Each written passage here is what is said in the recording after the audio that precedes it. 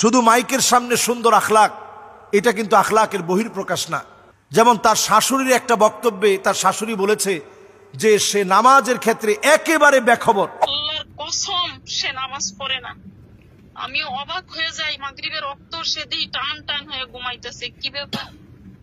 তারপরে সেই এশা রক্ত ওইটা তিন রক্ত 4 রক্ত করবো, কোনদিন আবার ফজরের রক্ত ওইটা 3 রক্ত 4 রক্ত করবো।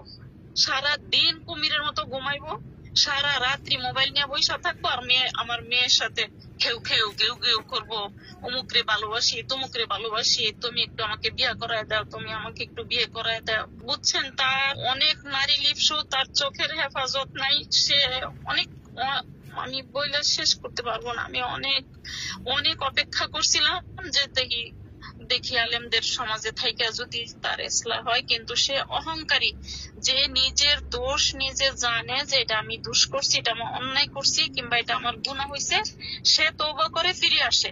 কিন্তু সে যা করে সে মনে করে এটাই ঠিক। সে তো আলেম না, ভালোভাবে কথা বলতে পারে এইটুকুই সে চালান বানায় নিছে, কিন্তু সে আলেম না। সে জানে না যে নামাজ না পড়লে কি হয়, নামাজ আমার মন গড়া মত চললে কি হয়, আমার মনের স্বাধীনতা ভাবে চললে কি হয়। তার স্ত্রী বলেছে যেটুকুন উনি লাইভে বলেছে এটা 100 ভাগের ভিতরে 10 ভাগ, আরো 90 ভাগ প্রকাশ করে নাই কি পরিমাণ নির্যাতন করা হয়েছে। কামাল উদ্দিন জাফরি হাফিজাহুল্লাহ উনি মাহফিলে ছিল, গভীর রাত করে মাহফিলে গিয়েছে। আমি নিজে মাহফিলে ছিলাম, 3 জায়গায় তার সাথে মাহফিল নিয়েছি, তাকে পাইনি। গভীর রাতে মাহফিলে গিয়েছে, কারণ পুরো টাকা না দিলে সে মাহফিলে যাবে না। অসংখ্য মাহফিলে এই জাতীয় ঘটনা ঘটেছে। যদি আজকে এই বিষয়ে আমি কথা না বলি, আপনি কথা না বলেন, অনেকে মনে করবেন যে একজন আলেম, তার ব্যাপারে কথা যদি বলি তাহলে আলেম সমাজের উপরে কথা আসবে। কাপাসিয়াতে আমি সেখানে 5 বার মাহফিলে গিয়েছি। সে এলাকার মানুষ আমাকে বলেছে যে ইচ্ছে মতো এসে, সময় গময় নাই, এসে জুমার নামাজ পড়াতো। পুরো জাতির কাছে একটা প্রশ্ন হয়ে দাঁড়িয়েছে, আমরা যাদের কথা শুনে নিজেদের মধ্যে আমরা পরিবর্তন আনি, এমন ব্যক্তিবর্গের পদস্খলনে অনেক সময় আমরা জাতিগতভাবে প্রশ্নবিদ্ধ হই যে তাহলে আমরা শুনবো কার কাছ থেকে। আমরা দেখেছি যে আবু তহা আদনানকে নিয়ে যে বিষয়গুলো নিয়ে বারবার প্রশ্ন আসছে, এবং কথাটা বলা আমি দায়িত্ব বলে মনে করছি। জনাব আবু তহা আদনান বাংলাদেশের সুপরিচিত দিন প্রচারকদের মধ্যে তিনি একজন, যারা দিনের কথা বলেন তাদের মধ্যে একজন, দাঈ ইলাল্লাহ। যদিও তিনি মাদ্রাসায় পড়েছেন, মাদ্রাসায় পড়ুয়া, কোনো আলেম নন। আলেম বলতে যা বোঝানো হয় বাংলাদেশে, এই সিস্টেমেটিক পদ্ধতিতে তিনি গড়ে ওঠা কোনো আলেম না।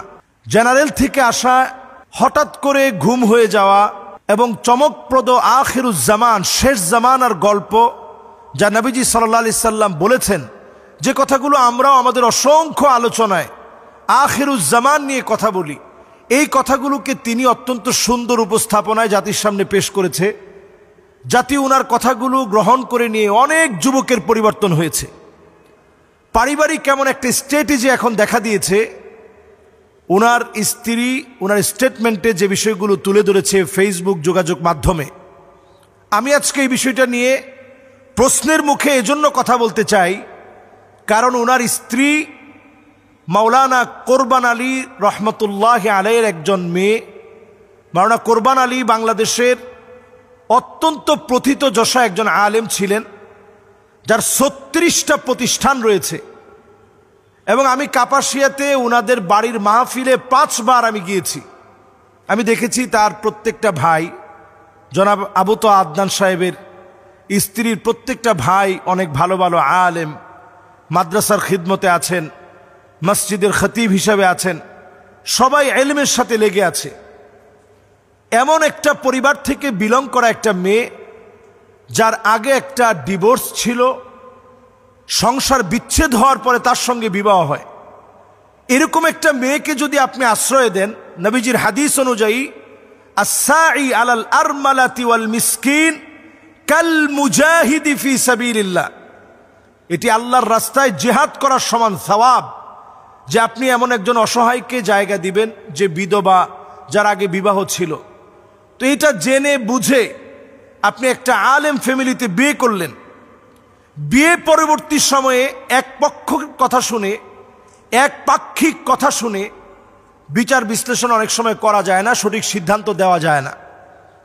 তারপরেও যেহেতু এই পরিবারটাকে আমি কাছ থেকে চিনি, তাদের সম্পর্কে কাছ থেকে আমি জানি, আবু তোহা আদনানকে আমি যতটুকু দেখেছি মাহফিল অঙ্গনে অনেক সময় সে অনেক দেরি করে মাহফিলে পৌঁছায়, এবং আমি নিজে এটা সাক্ষী যে রাত 11টার সময় সে মাহফিলে গিয়েছে, 11:29 মাহফিলে গিয়েছে, যেখানে আমি নিজে বক্তা ছিলাম। এতে করে মাহফিল কর্তৃপক্ষের সাথে তার মন কালাকালি, উচ্চবাচ্য হওয়া, এগুলো সব হয়েছে। আমরা এই অঙ্গনে আজকে 11টা বছর ধরে কথা বলি, কিন্তু আলহামদুলিল্লাহ কথা বলতে গিয়ে আমরা দেখেছি আমরা তাদের কাছ থেকে কথা নিব। ফানজুরু আম্মান তাখুযুনা দীনাকুম, আমি যুবকদেরকে লক্ষ্য করে বলি তাদের কাছ থেকে কথা নিবেন যাদের চুলের গোড়া থেকে শুরু করে পায়ের তালু পর্যন্ত পরিবর্তন আছে, তাদের কাছ থেকে কথা নিবেন। আমরা অনেক সময় যেটা করি, বাহ্যিক মানুষের পরিবর্তন দেখে অনেক সময় তার কথাগুলোকে আমরা অমূল্য মনে করি। হতে পারে তার কথায় মানুষ হেদায়েত হবে, কিন্তু পারিবারিকভাবে একটা মানুষ যদি আখলাকি না হয়, যদি পারিবারিকভাবে খয়রুকুম লিআহলি, পরিবারের কাছে যদি আপনি সেরা হতে না পারেন, তার স্ত্রী যে স্টেটমেন্ট দিয়েছে সেখানে বারবার বলেছে যে তাকে আঘাত করা হয়েছে, প্রতিদিন আঘাত করত, মারত, খারাপ ব্যবহার করত। তার স্ত্রীর ক্ষেত্রে আমি এতটুকুন বলবো যে তিনি এসে যেভাবে লাইভে কথা বলেছেন, প্রথমে যেভাবে লাইভে এসে বলেছেন, হয় তাকে আমার কাছে ফিরায় দেন, না হলে আমাকে তার কাছে নিয়ে যান। এই বিষয়টাই বাংলাদেশের জন্য একটা আশ্চর্যজনক বিষয় ছিল। এমন কথা স্বাভাবিকভাবে কোনো আলেমের স্ত্রী এতটা সাহস নিয়ে বলতে পারে নাই। তো আমি নিজের চোখে দেখেছি আবু তোহা আদনান সাহেব এই স্ত্রীর প্রশংসা অনেক মাহফিলে করছেন, যেটা খোলামেলা এরকম প্রশংসা সচরাচর আলেমরা করতে এটা গায়রত মনে করে, আত্মমর্যাদায় লাগে, এরকম মনে করে নিজের স্ত্রীর কথা, ঘরের কথা তেমন আলোচনায় আনে না। কিন্তু আবু তোহা আদনান সাহেব তিনি বলছেন, আল্লাহ আমার স্ত্রীকে হায়াত দারাজ করুক, সে যে এভাবে বলছে যে সে আমার মতো একেবারে সাধারণ, আমি যেভাবে সাধারণ আমার স্বামীও সাধারণ, এই শক্ত কথাগুলোর কারণে বাংলাদেশের ভিতরে ফেস দ্য পিপলকে ঘিরে এই লাইভের পরে একটা আলোড়ন সৃষ্টি হয়েছিল, এবং তাকে গুম করার পরেও ছেড়ে দিতে বাধ্য হয়েছে। তো এখানে কিন্তু এই নারীর অনেক অবদান ছিল। 5টা বছর যে নারী সহ্য করে ডিভোর্সের পরে স্বাভাবিক যে নারীরা বাংলাদেশে ঘর সংসার আবার নতুন করে সাজায়, তারা চেষ্টা করে যে সবর করতে হবে, তারপরেও যেন এই সংসারটা ভেঙে না যায়। সব সবর করার পরেও মুফতি আব্দুল মালেক হাফিজাহুল্লাহ তিনি পর্যন্ত বলছেন যে ঠিক আছে, তোমরা অন্তত কাদা ছোড়াছুড়িটা বন্ধ রাখো। তো আমরা এখন যেটা দেখছি ফেসবুকে প্রতিনিয়ত, হয়তো কখনো নারীকে গালিগালাজ করা হচ্ছে, কখনো আবু তোহা আদনানের বিভিন্ন বিষয় নিয়ে কথা বলা হচ্ছে। পরিষ্কার এক্ষেত্রে একটা কথা বলবো, জেনারেল শিক্ষিত কোনো ব্যক্তির কোনো কর্মকাণ্ডের কারণে পুরো আলেম সমাজকে আপনারা প্রশ্নবিদ্ধ করবেন না, অথবা একজন আবু তোহা আদনানের জন্য পুরো আলেম সমাজকে আপনারা প্রশ্নবিদ্ধ করবেন না। একটা ব্যক্তির ত্রুটি থাকতে পারে, দোষ থাকতে পারে। আমি বলবো যে খুবই গুরুত্বপূর্ণভাবে ইনভেস্টিগেশন হচ্ছে, কারণ এটা আলেমদের বিষয়, এটা অল্প হলেও খুঁচিয়ে খুঁচিয়ে বের করা হবে। ইনভেস্টিগেশন হচ্ছে, ইনভেস্টিগেশনে অনেক কিছু হয়তো আপনাদের চোখের সামনে চলে আসবে যেটা আপনারা বিশ্বাস করতে পারবেন না। যেমন তার শাশুড়ির একটা বক্তব্যে তার শাশুড়ি বলেছে যে সে নামাজের ক্ষেত্রে একেবারে বেখবর। এখন আল্লাহ আলাম, আল্লাহ ভালো জানেন যে কথার সত্যতা কতটুকু। তার স্ত্রী বলেছে যেটুকুন উনি লাইভে বলেছে এটা 100 ভাগের ভিতরে 10 ভাগ, আরো 90 ভাগ প্রকাশ করে নাই কি পরিমাণ নির্যাতন করা হয়েছে। তো এটা তো একটা আলেমের চরিত্র হতে পারে না। এবং স্ত্রীর ক্ষেত্রে আমি যেটা বলবো যে তার যে একটা আগের সংসার ছিল, সেই সংসারে তার যে একটা হক, সেখানে একটা ইনসাফ প্রতিষ্ঠা করা, আদালত প্রতিষ্ঠা করা, এটার ক্ষেত্রে যে ব্যত্যয় ঘটানো হয়েছে, তার চোখের পানি কিন্তু এই সংসারটা নষ্ট হওয়ার জন্য অন্যতম দায়ী। এরপরে এই বোনের পক্ষে যদি আপনি না বলেন, যাকে প্রতিনিয়ত মারা হয়েছে, যা রাসূলুল্লাহ সাল্লাল্লাহু আলাইহি সাল্লামের সিরাতের সম্পূর্ণ পরিপন্থী, আখলাকের সম্পূর্ণ পরিপন্থী, আখলাকের সম্পূর্ণ বিরোধী, এই বিষয়ে তো আমাদের সমাজকে সচেতন করা দরকার। যদি আজকে এই বিষয়ে আমি কথা না বলি, আপনি কথা না বলেন, অনেকে মনে করবেন যে একজন আলেম, তার ব্যাপারে কথা যদি বলি তাহলে আলেম সমাজের উপরে কথা আসবে। নতুন একটা ট্রেন্ডিং শুরু হয়েছে, একাধিক বিবাহ, একাধিক বিবাহ। আপনি একটু তাকায় দেখেন, যারা এই একাধিক বিবাহের প্রবর্তক হিসাবে বাংলাদেশে নতুন করে নিজেদেরকে অ্যাপ্রিশিয়েট করছে, নিজেদেরকে বাংলাদেশে প্রমোট করছে এবং প্রবর্তক বলে তারা মনে করছে, তাদের পারিবারিক অবস্থাটা এমন, তাদের অনেকেরই ঘরে কোনো সুখ নেই। আজকের এই কথাটা আমি এই জন্য এখানে বলছি, কারণ অসংখ্য মিডিয়ায় এখন শুধু এই প্রশ্ন আসছে যে এই ব্যাপারে আলেমরা কথা বলছে না কেন, আলেমদের এক্ষেত্রে করণীয় কি, আলেমদের চারিত্রিক এরকম সমস্যা যদি জাতির সামনে উঠে আসে, জাতি কার কাছ থেকে কথা নিবে?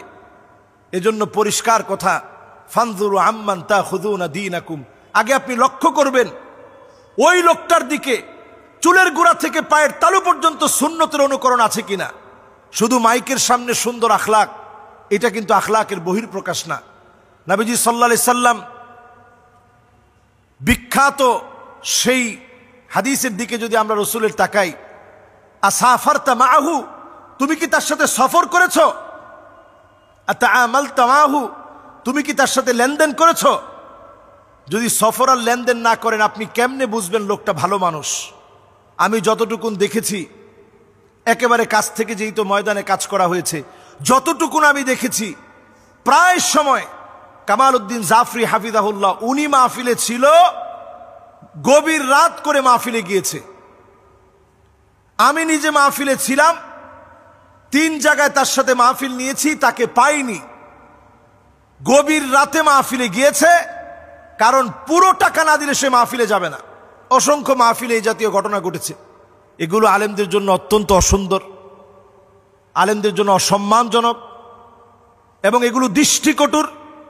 মানুষের কাছে এগুলো প্রকাশিত হলে অসম্মানজনক হবে। আজকের এই আলোচনা থেকে আমি সজাগ করতে চাই, আমরা গালিগালাজ করার ক্ষেত্রে সতর্ক হই, কথা শোনার ক্ষেত্রেও সতর্ক হই। কার কাছ থেকে কথা শুনছি? আমি এক মাহফিলে নিজের চোখে দেখেছি 11:29 যাওয়ার পর মারামারির অবস্থা। তো এই যে এই জাতীয় ঘটনাগুলো ঘটেছে এতদিন ধরে, এমন কথাও শুনেছি, আল্লাহু আ'লাম, আল্লাহ ভালো জানেন, যেরকম মানুষের সামনে প্রকাশ করছে, এই বিষয়গুলো যখন প্রকাশিত হবে, জুমার নামাজ যেখানে পড়াতেন ওই এলাকার মানুষ কাপাসিয়াতে, আমি সেখানে 5 বার মাহফিলে গিয়েছি, সে এলাকার মানুষ আমাকে বলেছে যে ইচ্ছে মতো এসে, সময় গময় নাই, এসে জুমার নামাজ পড়াতো। তো এই বিষয়গুলো কিন্তু সজাগ থাকতে হবে। একজন দায়ী সব বিষয়ে আপনাকে সজাগ দৃষ্টি রাখতে হবে। এবং এমন বিষয়গুলো যখন আমরা শুনি, আমরা ব্যথিত হই।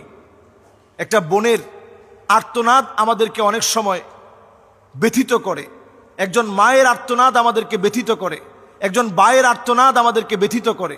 কাজেই এই বিষয়গুলো একেবারে ছোটখাটো বিষয় না। ভুলে ভরা মানুষের জীবনে অনেক ভুল আছে। হুন্না লিবাসুল লাকুম ওয়া আনতুম লিবাসুল লাহুন্না, তারা আমাদের কাছে আমাদের পোশাকের মতো, এই পোশাক যেন ময়লা না হয়, এটা আগে থেকে আপনার সজাগ থাকা দরকার ছিল। আরেকটি বিষয় বলতে চাই, আমরা যারা ফেসবুক চালাই, আপনি যদি সৎ, একনিষ্ঠ, মুখলেস হন, আপনি আপনার ফেসবুকের অ্যাক্সেস আপনি আপনার স্ত্রীকে দিয়ে দিবেন। তার তো নতুন করে ফেসবুকের দরকার নেই, ফেসবুকে এত ফলোয়ারের দরকার তো আপনার স্ত্রীর নেই। আমাদের বাসায় যারা আছে, আমার ফেসবুক সবাই চালায়, আমার ট্যাব, আমার আইপ্যাড, আমার মোবাইল, সব জায়গায় একটা ফেসবুক লগ ইন করা। সবাই এটাতে যে কোনো মুহূর্তে অ্যাক্সেস করতে পারে, প্রবেশ করতে পারে, দেখতে পারে। এতে করে আমি নিজেও সন্দেহমুক্ত থাকলাম, বাসার সবাইও সন্দেহমুক্ত, একটু শান্তিতে থাকলো। এজন্য অন্তত আর আমরা এই বিষয় নিয়ে কাদা ছোড়াছড়ি চাই না। যা হয়েছে সুন্দর একটা সমাধান হোক, এবং এই ক্ষেত্রের দায়ভার যেন আলেমদের কাঁধে না আসে। আল্লাহ যেন আমাদেরকে বোঝার তৌফিক দান করেন। আসসালামু আলাইকুম ওয়া রাহমাতুল্লাহি ওয়া বারাকাতুহু।